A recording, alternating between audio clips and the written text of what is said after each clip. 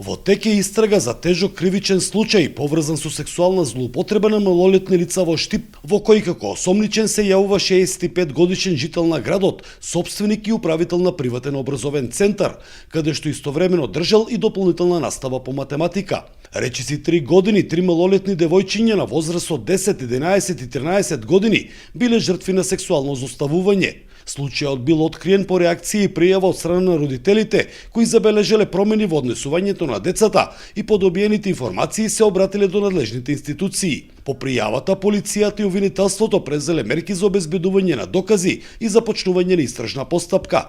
Случајот отвори поширока јавна дебата за тоа колку се безбедни приватните образовни центри и дали постои доволен институционален надзор врз нивната работа. Приватните центри не се под надležност на Министерството за образование и наука, за жал. И моите информации, кои ги добивам од стручните служби, велат дека тие се надвор од системот. Ние предвидуваме закон за да ги вклопиме во системот, образовен, нели? За да можеме и да спроведуваме мониторинг на нивната работа.